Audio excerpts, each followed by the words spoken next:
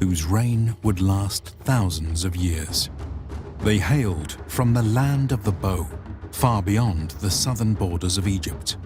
Yet, despite the remoteness of their homeland, these warriors were known far and wide as marksmen without peer, and employed as prized mercenaries by many armies of the past.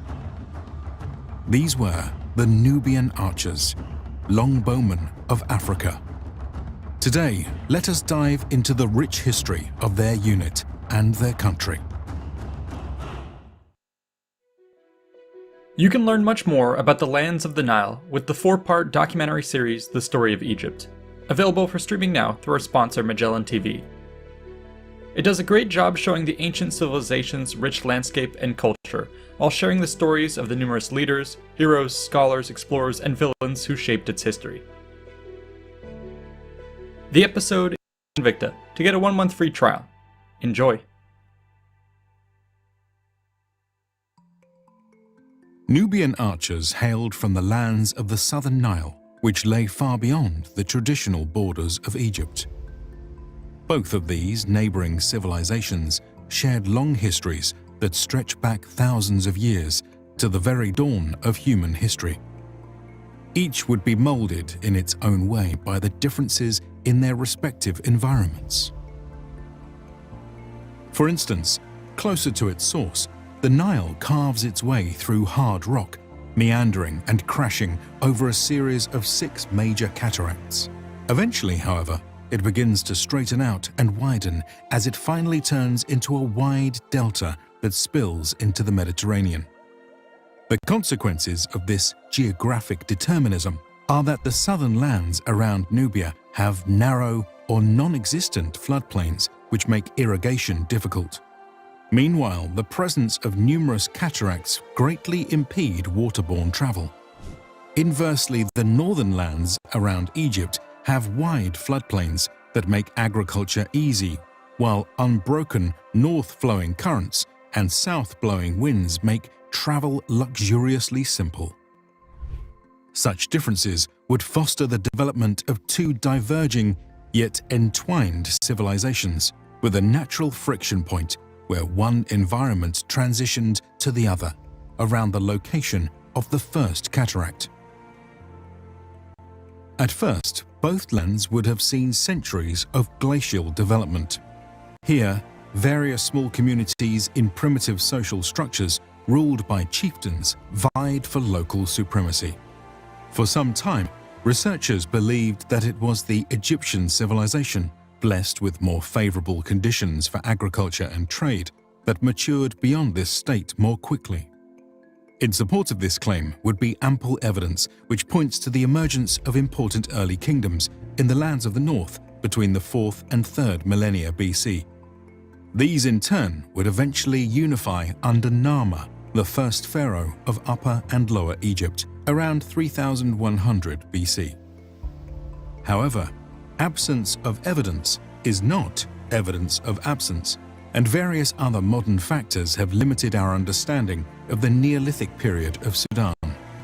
Exciting studies from the last few decades have revealed that the people of Nubia were in fact quite capable of keeping up with their northern neighbors, and produced several important pre-dynastic kingdoms with complex societies and wide connections to the outside world.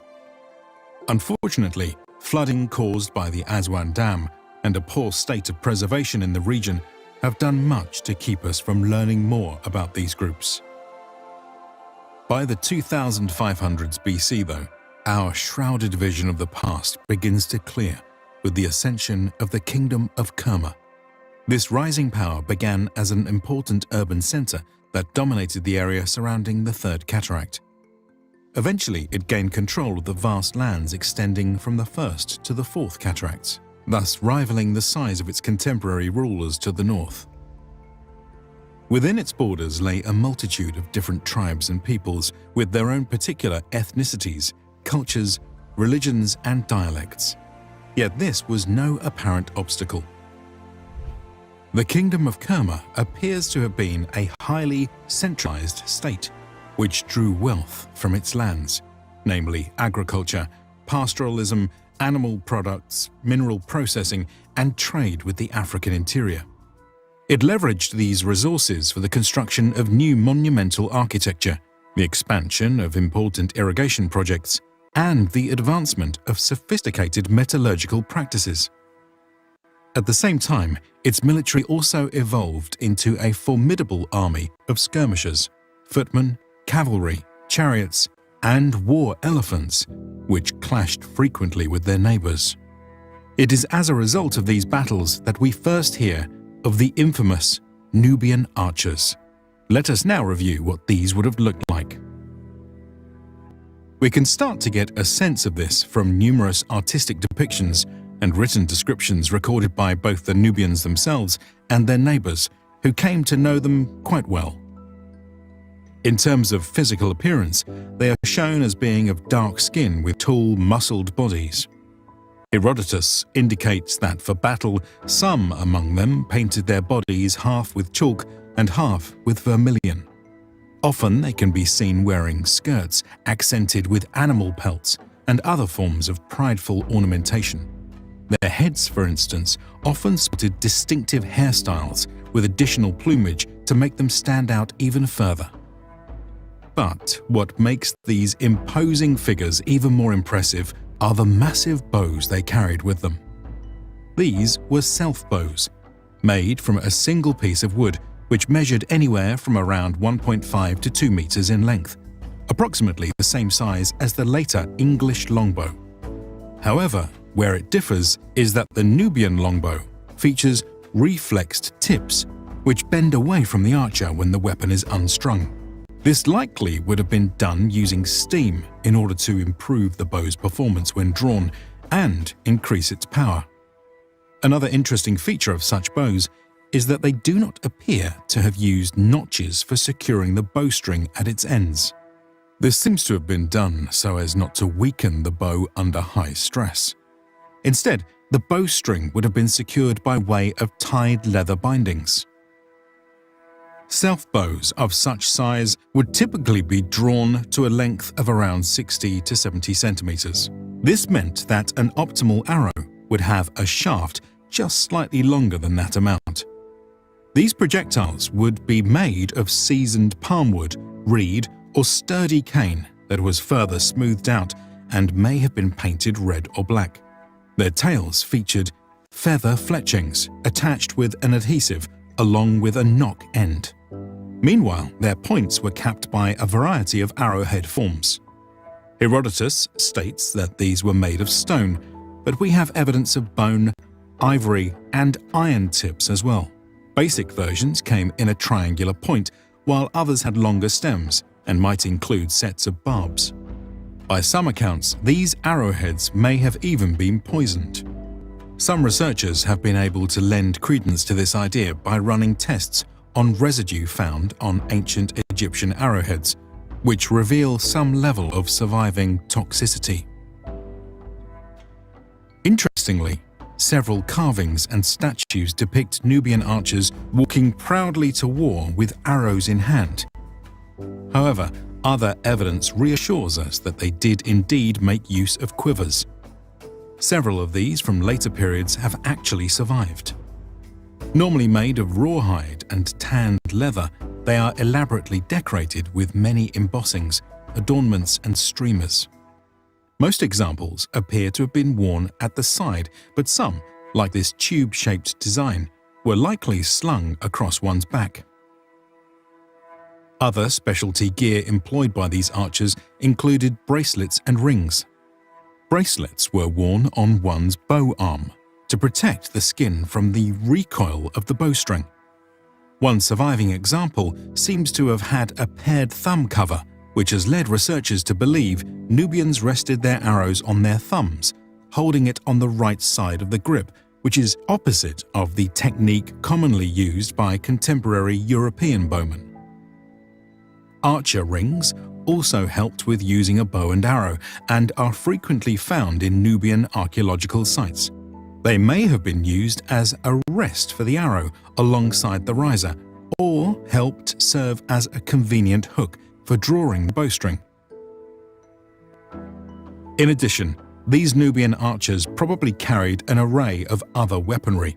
Daggers would have been a must given their general utility, but for more offensive punch in close quarters, a warrior could also wield something like the shotel-style sword. Based on other carving, they might also have wielded axes and clubs when the situation demanded. As for the secrets of how these Nubian archers trained, we sadly have little information to go on. Likely, most of their techniques would have been a matter of built-up generational knowledge, with specific skills being honed through constant repetition. Hunting, in particular, must have played a huge part in the history of Nubian archery.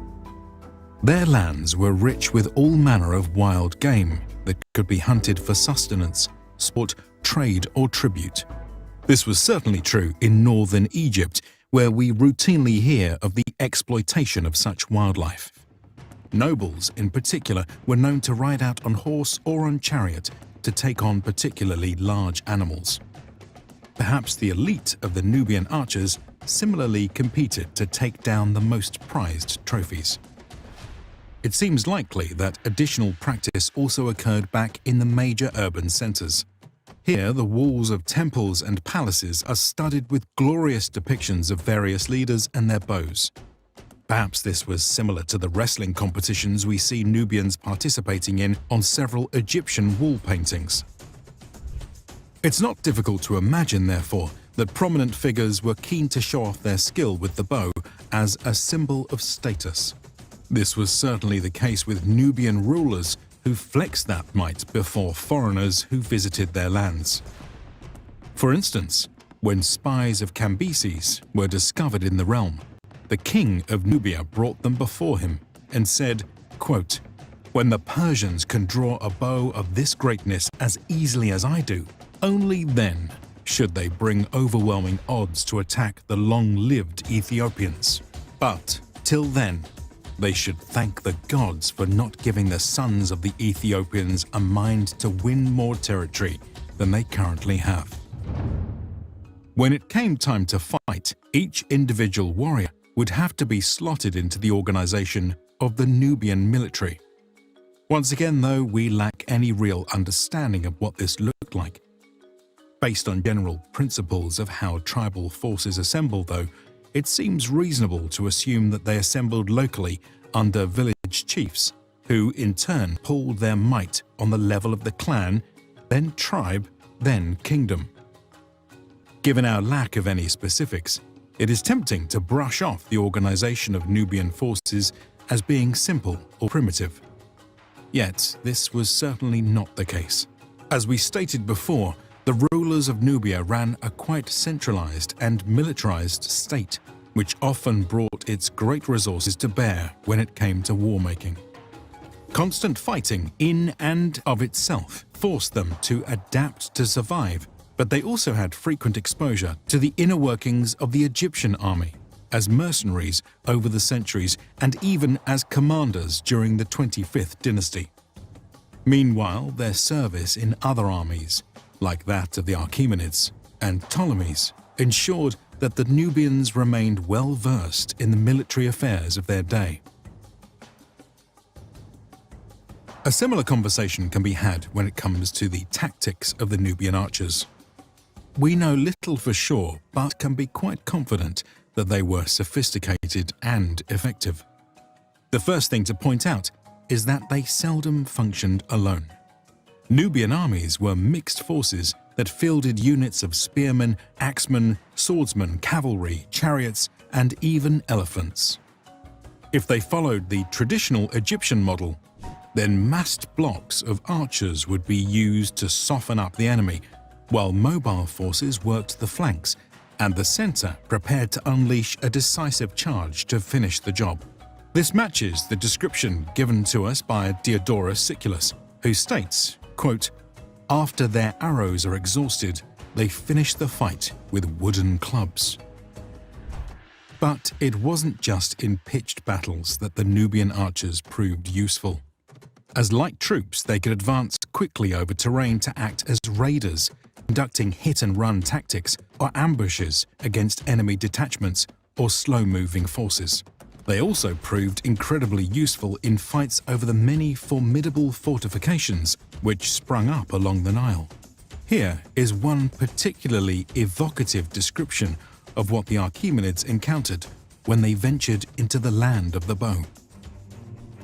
So from the battlements, as though on the walls of a citadel, the archers kept up with a continual discharge of well-aimed shafts, so dense that the Persians had the sensation of a cloud descending upon them, especially when the Kushites made their enemies' eyes the targets. So unerring was their aim that those whom they pierced with their shafts rushed about wildly in the throngs with the arrows projecting from their eyes like double flutes. When it comes to the full service history of the Nubian archers, there is much we could potentially cover, as they saw action for literally thousands of years. For the sake of this video, we can break things out into each major period with some highlights. The first period would have been that of the Kingdom of Kerma, which we previously mentioned. It lasted from around 2500 BC to 1500 BC. The early years were likely characterized by much Nubian-on-Nubian infighting as the final embers of resistance were stamped out. Once unified, however, the famed African Longbowmen could turn their attention outwards. This meant constantly being on guard against the desert tribes that preyed upon their herds and trade routes. Other times, it meant selling their services in the employ of other armies. Under a strong leader, however, the Nubians would be marshaled with a greater purpose to raid the lands of Upper Egypt. During this period, various inscriptions speak of massive invasions pouring out of the south, which prompted pharaohs of the Old and Middle Kingdom to start fortifying the entire area around the First Cataract. Though many of these defenses, like the Buin fortress, appear impregnable, records indicate they were stormed repeatedly by Nubian troops. The peerless aim of the archers in particular must have been crucial in clearing the walls for such assaults. However, the ascendancy of New Kingdom Egypt in the 1500s BC would see the northern civilization at its peak, with little that could stand in its way. As a result, much of the Kingdom of Kerma would be conquered and assimilated. For the Nubian archers, however, this did not mean an end to the fighting. Instead, they would now be fully absorbed into the Egyptian military, their rank and file often serving abroad, and their officers frequently rising to positions of high power.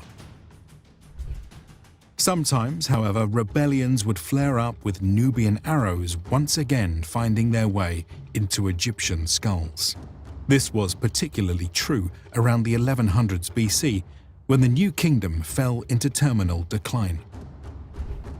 As it collapsed, the Nubians would rise from the ruins to rebuild their own kingdom, centered around Napata. This new power proved even more successful than its predecessor. By the 750s BC, Nubian archers were once again on the offensive, pushing as far as Thebes and under King Pia, seizing the entirety of Egypt. For nearly a century, the Nubians ruled as the legitimate and powerful 25th dynasty. Together with the Egyptians, they fought many bloody battles against their neighbors, like the newly ascendant Neo-Assyrians. Several surviving inscriptions portray the vicious sieges waged between these combatants. Ultimately, however, the pressure from the east proved too much, and the Nubian rulers pulled back to their southern heartland. Yet more fighting ensued as a resurgent Egypt now pursued them, sacking the capital of Napata in 592 BC. As a result, King Aspelta would move his administrative center to the more southern city of Meroe. From here, the Nubians would rebuild themselves and quickly regain their strength. When the Achaemenid Empire conquered Egypt in 525 BC, they next attempted to invade Nubia. The result was a disaster caused by the staunchness of the defenders and the fortuitous arrival of a sandstorm, that swallowed vast portions of the enemy army. In the aftermath, a tenuous peace was established, which saw Nubian soldiers supplied to the Royal Achaemenid army. Numerous sources point to these serving as far away as Greece in the Persian Wars. Over the following centuries, the kingdom of Meroe would go on to evolve in ever more fascinating ways. For example, efforts to fight back against entrenched northern influence saw King Ergomenes massacre the priests of Amun at Napata and relocate the royal tombs to the south. Meanwhile, there was a greater mixing with the surrounding sub-Saharan cultures of the region, along with new imports from the Hellenic world, like Greek philosophy that accompanied the arrival of the Ptolemaic dynasty.